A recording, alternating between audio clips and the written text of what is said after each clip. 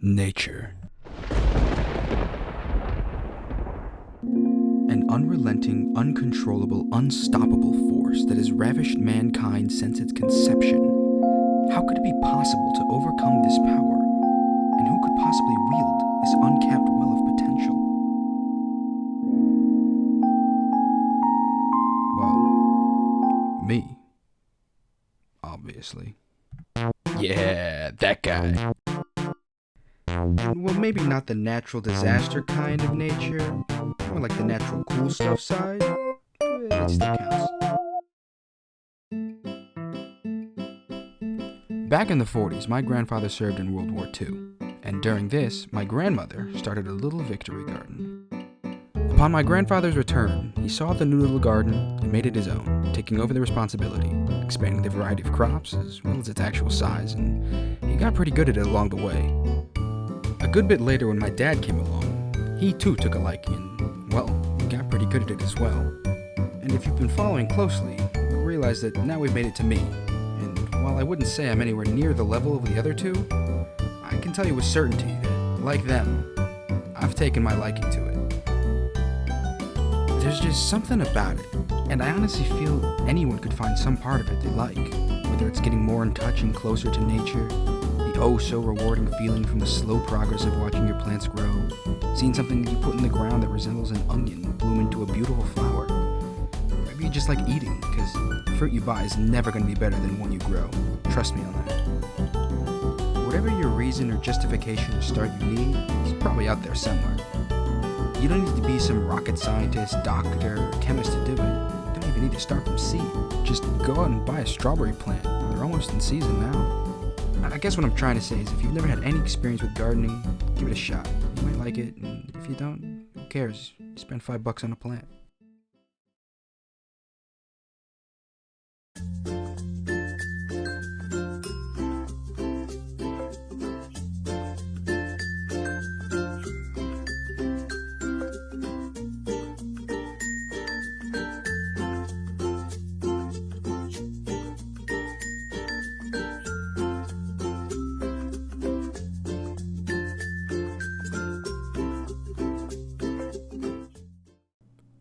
Alright, maybe we don't do it that way.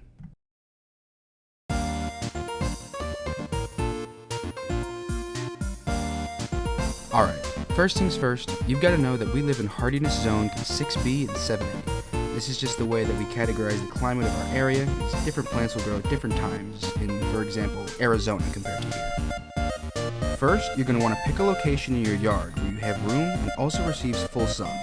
While some plants require shade, you'll be right 95% of the time if you plan for full sun for a plant. Next, you're going to decide on whether you want to do the traditional method of planting straight into the ground or into a raised bed.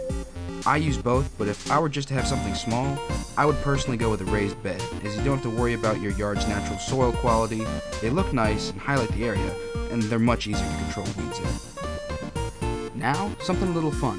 Pick what you want to grow. I would recommend starting small, just try out a few things, but don't overwhelm yourself. And grow something you actually want to. Whether it's you like what it produces or just how it looks, have a motive for what you're growing. Starting from seed versus buying plants is up to you. While going from seed is cheaper, buying plants is much easier. If you plan to start from a pre-grown plant, just transplant them by digging a hole and placing the plant in said hole. You should put it in a little deeper than you think, covering around 1 inch of the stem, depending on how large the plant is, so it won't fall over. If you plan to start from seed, you'll need to first get your seeds, along with a seed starter container, and I would recommend some seed starter soil mixture. Depending on the time of year, you'll need to make sure that the climate outside is suitable for the seeds to be outside. A temperature both too hot or too cold will kill your seedlings. In order to combat this, you can either get a greenhouse or a heating pad and have the plants inside. There's a lot you'll learn along the way, but some things I would keep in mind would be to do some research into the specific plant you've chosen to grow. Do not overpack soil when starting from seed, and don't overexpose your seedlings to sunlight once they germinate, as they can easily burn up.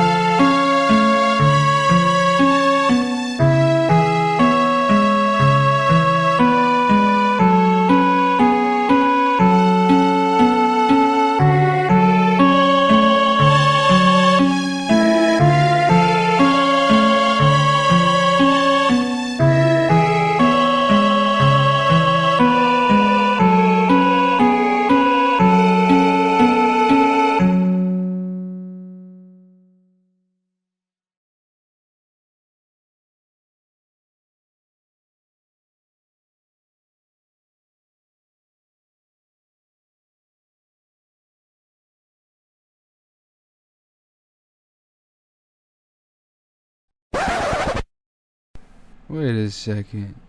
I'm still in this video. Well, I gotta put something here now. You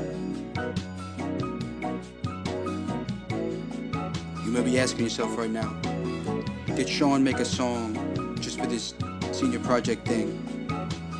I don't know. Pick tomatoes over hoes.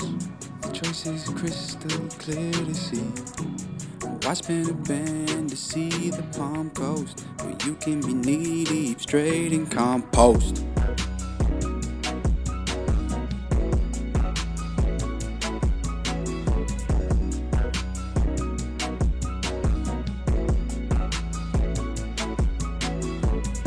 Pick tomatoes over hoes. Tomato. It has been scientifically proven with science that a tomato is incapable of being a hoe.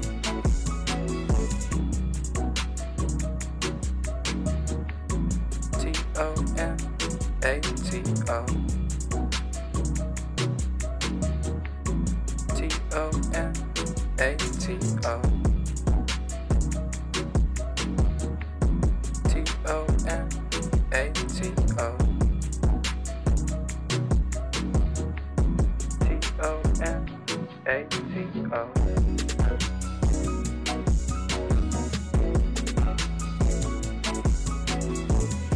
Pick tomatoes over hoes, juicy red, good on bread. It's 5 a.m. and I'm tired. Pizza sauce, lacrosse, ketchup, leg up. Get your money up, not your funny up. Yeah. This calzone got cologne.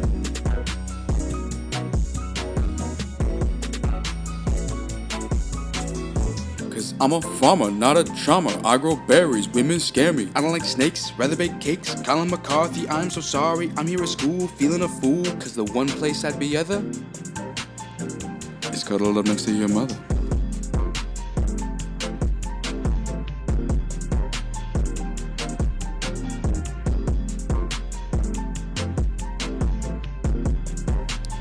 I don't know how to end a song. I'll figure something. Whatever's coming next is the end of the song. Apple tree, farm, pasture. Joe Monticello in a tractor.